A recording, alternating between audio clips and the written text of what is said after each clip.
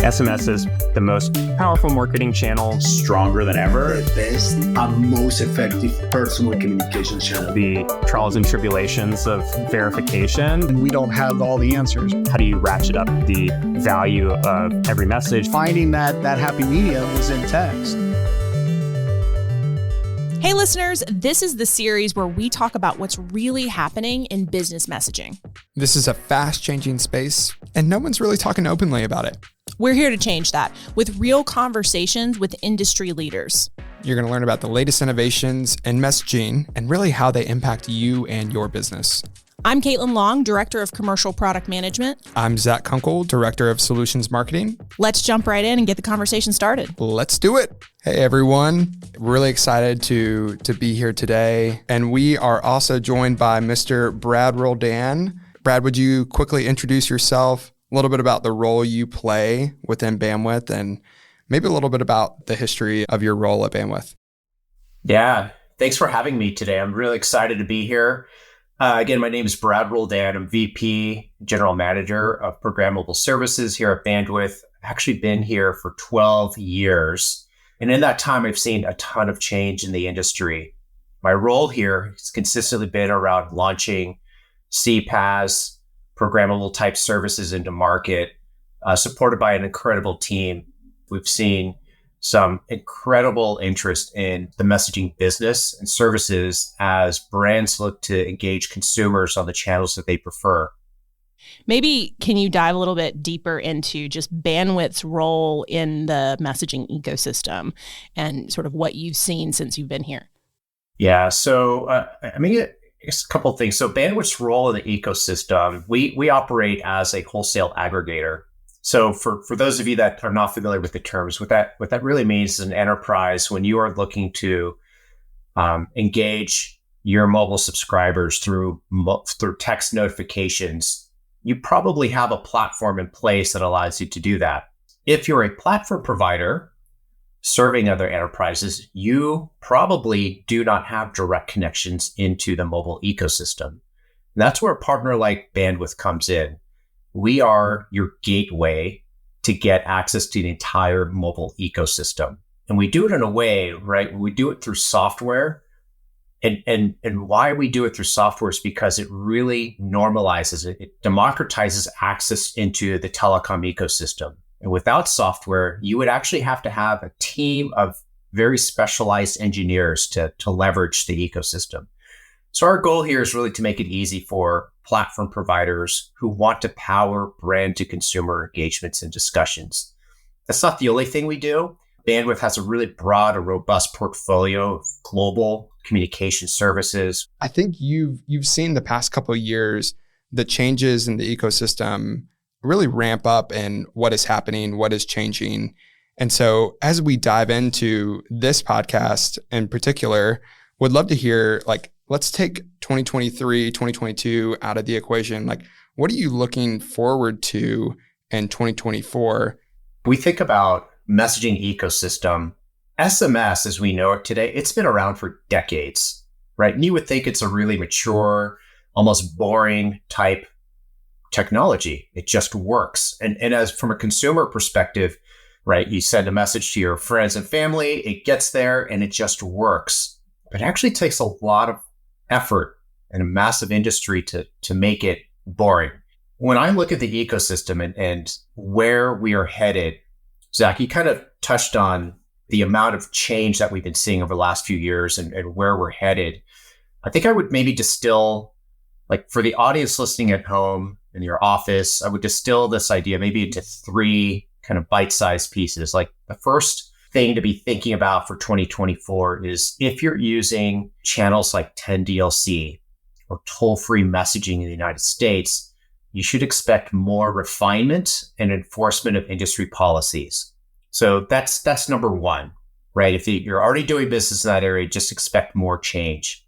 Second one I want you to think about is there's changes coming to the ecosystem that we should all be aware of. So you should expect dynamics to emerge in the ecosystem as wireless carriers open up to new aggregators. And so I think we're going to see the dynamics start to change of how you get the best connectivity in the industry and who's going to provide you reliable connectivity versus maybe a less reputable connection. The third one I want you to be thinking about is, and this is actually all over the headlines today, but by the end of 2024, I think we're going to start to see a lot of noise around SMS alternatives, and more specifically, RCS and Apple's recent announcement as they prepare to support this new standard. And I'm looking forward to talking more about that, but I would say that's more of a late 2024 item to be looking for. Change is going to be the only constant. It seems like looking back at 22, 23, 24, there are going to be more changes about enforcement and regulation requirements, but also kind of some of the players in the space, if you will. If you think of 10DLC as a player, RCS and WhatsApp and other over-the-top applications might be coming into the picture. You hear, I think as business owners, product owners, even operations and engineering teams who are interacting in the ecosystem, change is not always welcome. Let's be honest, right? It is incredibly difficult to manage through. And so we want to educate you, make sure that you're informed. But we also take a lot of pride in trying to simplify all of the noise and chaos that's happening behind the scenes. You, the listener, shouldn't have to worry about, is my message going to make it from point A to point B? Like, that's our job, and we want to make that super simple for your business and predictable. Before we move on, let's hear a quick word from our sponsor. When it comes to delivering raw, unbridled messaging, it doesn't take just a tool. It takes a force of nature. With the heart of a lion and the soul of a warrior, we aren't just your average business. Bandwidth is here to tame your messaging beast. With more torque than a herd of stampeding buffalo. Leave the slow lane in the dust and embrace the messaging frontier. Saddle up with Bandwidth. Have you or a loved one been wronged, neglected, or downright ghosted by undelivered messages? You may be entitled to better support. Deliverabilititis is a rare condition linked to a lack of campaign registration approval, heartburn, and a poor customer experience. Exposure to a bad experience from customers, service providers, competitors to Bandwidth, or La Chupacabras may have put you at risk. Please don't wait. Call 1-800-808-5150 for a consultation to see how you can get better messaging support. Brad, in your role, you obviously get to have a lot of conversations with customers who are going through this change, whether they've been a long-standing Bandwidth customer or maybe they're considering switching providers or tackling challenges in a different way. And you probably hear the sentiment of, it's really hard, right? It's really hard to keep up with surcharges that are changing, campaign registration that's changing. Ahead of this call, we talked with Andre, who's a product manager at a pretty large loyalty platform, and he said something really interesting and want us to take a listen to that. This has been a interesting but very challenging and at times frustrating past 2 years, and the trials and tribulations of verification. For me, it's become almost an additional full-time job. I hear this from customers all the time. Brad and I both are on calls with customers weekly, sometimes daily, depending on what change may have just transpired. Exactly. Yeah. And we hear the fact that the change in the messaging space is so disruptive, it's becoming disruptive to doing business. I think that's one of the things that we lean into, because messaging is our full-time business. And what we don't want is messaging to become your full-time business. So your customers or your own full-time business, when maybe your full-time job should be running your P&L for your UCaaS platform or figuring out what the next AI tool is to integrate into your chatbot in order to drive ROI for your e-commerce platform, for example. Like, those should be the things that you're being able to focus on day to day. And so maybe, Brad, any final thoughts there? I think that we're doing a lot of cool things with our roadmap in 2024, if you wanted to highlight anything specific. But I do know that this is something that we're taking really seriously and trying to lean into to help our own customers and then help those customers navigate these changes. Yeah, I mean, for our listeners, right, it's if you're feeling confused by the rate of change, frustrated by the lack of predictability on your cost structure, perplexed by seemingly arbitrary policy enforcement, I mean, we're here to tell you you're not alone. Everyone's feeling it. But you also need to recognize there's a lot of competing interests in the industry, right? There's a cohort of ecosystem players that want more regulation. There's a cohort of players who would prefer self-governance. And you think, well, okay, fine. How does that help me? Let me bring it back to why do we even care about the messaging channel, right? And so regardless of your feelings about obscure policies like Shaft, right? And if you don't know what Shaft is, ask us later. We'd love to educate you on that. Let's just educate them right now. Yeah. Sex, go for it, Caitlin. What is Shaft? Yeah. It's so sex, hate, alcohol, tobacco, firearms, and then the addition C, right? Cannabis. Like they're just reasons why, keywords that could get your messages blocked. Yeah. So you shouldn't have to be an expert in this, but we're here to help educate you on how to successfully get messages through the ecosystem. Again, let me bring it back to like the complexity and the frustration that people are feeling. All of this is actually rooted in one goal. And the goal is to keep the messaging ecosystem a trusted channel for consumers. If we lose consumer trust, the entire ecosystem falls apart quickly. Nobody wants spam. We don't want to replicate the experience that we have with email today, which quite frankly has a very low open rate, engagement rate. Caitlin, I don't know if off the top of your head, you can recall, like, what are the open rates on SMS and response rates? Yeah, high 90s. Yeah. High 90%. I have that on a slide somewhere and my mind won't tell me exactly what it is. But yeah, it's I mean, they're high 90%, like 96, 97, 98, something like that. And then it's not just the open rate it's that we're worried about. It's everyone is sending a message because they desire that end customer or mobile subscriber to do something with it, right? So if you're a e-commerce platform, you desire that person to click into a link, take advantage of this promo code, and hopefully buy an item. And messaging and SMS continues to get high click-through rates, high engagement, quick open rates. Within minutes of sending, people are responding and reacting to those messages. And to contrast that, Brad, with what you're saying, email, it's a slog of an inbox that you're probably not getting reads, and you're probably not getting the actions that you desire. Though everyone on this call understands that email will continue to have a play in an omni-channel communication mix. I attended a conference and there were a number of email and direct mail vendors there. It was an industry conference where we were talking about ways in which to engage the consumer base, right?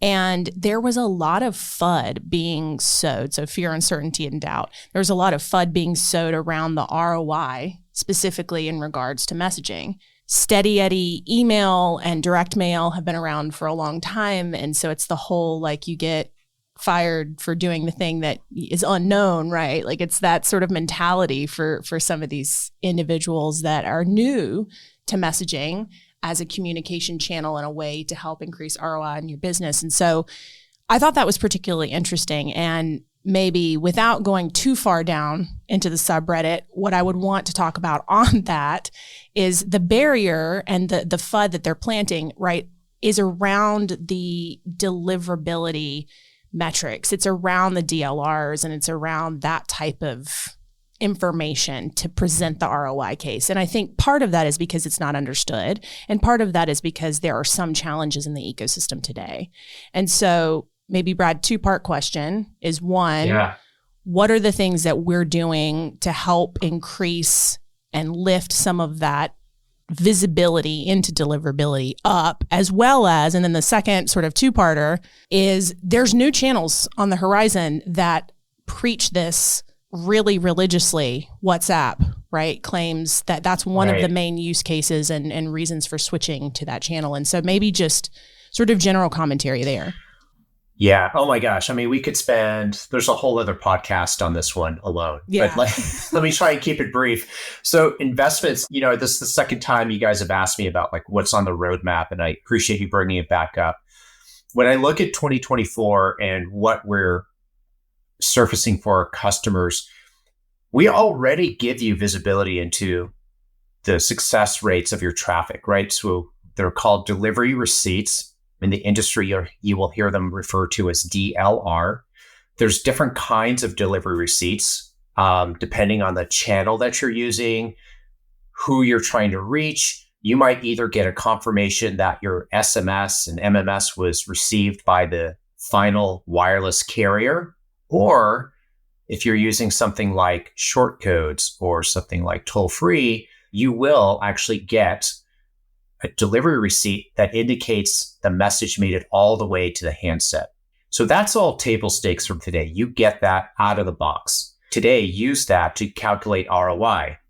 We help our customers figure out the delivery rates that they're seeing based on delivery receipts, and you can quickly calculate what your ROI is based on how successful your messaging campaigns are. But it doesn't stop there. And where we're helping get even more visibility is when you operate at scale, right? And I talked about this earlier. When you're a consumer using messaging, you take for granted a message gets from point A to point B. In large scale messaging campaigns, you're a large brand. You're trying to reach thousands or millions of mobile subscribers. Something will invariably go wrong. You will never get 100% accuracy. Why is that? Well, people sometimes forget to pay their bills on their cell phones. Okay, that's acceptable. Sometimes people change phone providers. Sometimes people change their phone numbers. Sometimes you might send messages to a mobile subscriber who forgot who your brand is. They get angry, and there's this big old button on their phone that says report as spam or report as junk, right? And that's a red flag, and it actually works against you. And ultimately, what happens is there's like a whole bunch of signals that come back that indicate the general health of your messaging campaign. Ben was actually working today to surface these metrics to our customers, and not just through kind of a raw data feed, but actual visualized analytics of this data, so you can quickly determine when your campaigns are performing and when additional attention is needed. So that's very specific to messaging. When I think about, the other channels that our customers talk about, things like WhatsApp, WeChat, RCS, there are some compelling differences that you get in what I would call maybe next generation messaging. You get things called typing indicators, right? You could tell if that person on the other side is actually actively responding to a message. You get not just delivery receipts, you can get read receipts. Did that mobile subscriber actually read your message? Wow. When you think about the calculating ROI and you have access to a read receipt, did the mobile subscriber actually read my content? That is really powerful, right? But, for all the cool things that these other channels, these alternative channels offer you, there are limitations. And we can keep talking about the benefits, but we should also recognize that there are limitations, right? So not everybody uses WhatsApp, or WhatsApp may not have the penetration you need in every country. So as you're thinking about other channels, right? So think about where your consumers want to meet you. In the United States, it's probably going to be more SMS, MMS based. In Europe, it's probably going to be a little bit more weighted towards WhatsApp. Right? In other parts of the world, you might want to index towards WeChat. So maybe the lesson and takeaway is use a channel that gives you the right level of access to your mobile subscribers. Yeah, and Brad, kind of on that thread, to pull it out a little more, what I continue to hear the industry talk about, why these future kind of rich messaging options are so talked about, is because they're going to provide a better, richer experience for mobile subscribers in the form of, I can send large scale pictures, I can send videos, I can send all these different things, but want to also ground us in the reality that MMS is able to provide that same experience. And so a lot of customer conversations that I've been a part of, these product leaders, these platform builders are trying to think how can I use the tools at my disposal to best drive engaging experiences with my customers? And would love for you to share a little bit of how are you seeing MMS as a solution to drive some of this engaging content that customers are using more and more of, especially in the light of just personal experience. I'm more apt to respond to a message that has a photo or a video or take an action because that's an engaging kind of multimedia experience. What are you hearing from customers about MMS? And yeah, I mean, that's a great observation, right? So I would say as consumers, individuals, you, me, the internet has conditioned us to constant stimulus. It's always available on demand. I mean, just look at like the most popular apps like Instagram and TikTok. Caitlin, you mentioned it's a real problem. Passing reference to span. Yeah, it's a real problem. I mean, you mentioned Reddit. Reddit's actually more text-based, but right. Let's be honest, people are looking at the pictures, right? Like posts that have pictures are typically more engaging. What's super interesting is some of the largest platforms attached to bandwidth are finding the exact same pattern, running A/B tests.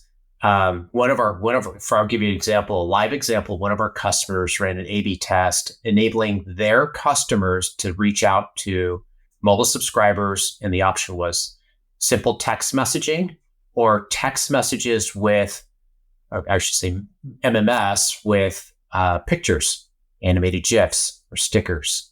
The text or the messages with pictures and animated GIFs and all of that actually had a much higher response rate, to the degree that the senders would always prefer to send messages with some type of media attached to it.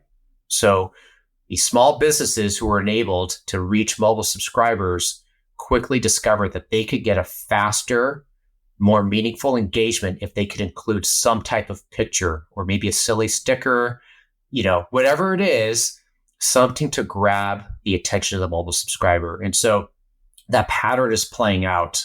You're enlightening, you're engaging multiple senses when you add pictures into your content. Yeah, we're seeing that across our own traffic patterns as well, from the disproportionate weighting of SMS sort of moving gradually over into the MMS space. And I think it's, like you said, it's a richer customer experience. And I think that's a lot of what some of the other channels that we were talking about, like WhatsApp and others, offer. But today, especially in the US and Canada in particular, we have that MMS channel as an option for engagement. I do want to talk about Canada for just a minute. So we talked a little bit about globalization and some of the options, channels specific when you go outside the US and Canada obviously change. And we'll talk more about that actually in our next podcast. So stay tuned for that, little plug there. But I'd love to hear your comments on what we're seeing in Canada as trends. So for those that maybe haven't been present in the messaging space as long, short codes has been super prevalent as the A2P channel, long-standing, toll-free kind of came after that. And then we're seeing the rise of 10DLC, right, or 10-digit long code. Long code as an A2P channel. That is currently not a sanctioned, blessed channel in Canada. And so it's interesting. Like, what are your thoughts on that? What do you see happening there in the next, year to 18 months? Yeah, it's actually a good call out because, for a lot of us, we take for granted when you think about, I'm going to use a little bit telecom jargon, but like think about a numbering plan for a region. And Canada and the United States share a common numbering plan, right? Our international dial code is +1.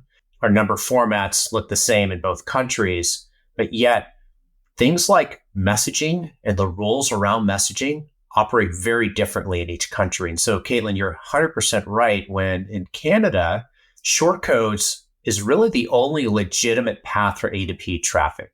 There's a little bit, I would say, a limited degree with toll-free messaging in Canada, but it's not to the throughput levels that you would get with short codes.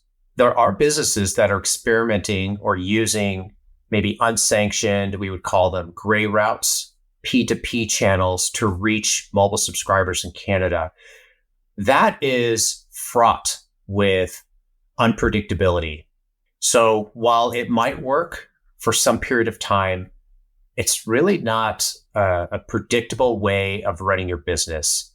And so what we can expect to see over the next 12 to 18 months is the introduction of a 10DLC equivalent program for Canada.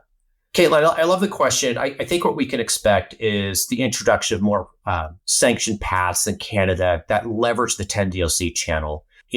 Will we see it to the same complexity that exists in the United States? I think is still to be determined. But historically, the ecosystem will generally replicate models that appear to be working in other parts of the world. And so in Canada, I would expect something very similar to evolve over time that looks and feels like what's evolved in the United States. Could it be maybe less burdensome? Don't know. Time will tell. Follow along. We will 100% be updating as news rolls out about Canada and anything that's happening there and other countries and other channels for that matter. We're going to be talking about global messaging, and we're going to be talking about changes and registration requirements. We're going to be talking about widening options within the messaging ecosystem. And all of this is going to be happening on our podcast. And then additionally, we've got a full interactive state of messaging report or guide. The URL is stateofmessaging.com.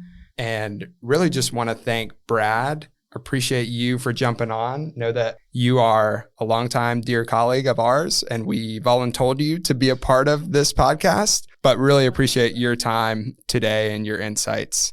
Yeah, thanks for the invite. I appreciate being here with the listeners. I love talking about messaging. I could obviously go for much longer about any of these topics. Again, thank you so much for your time today. Thanks to my co-host, Zach, and we will talk to y'all in our next session. Yeah, we're going to dive into the widening options, not only with channels, but different players who are entering into the space. So thanks again, and we'll talk to you all soon.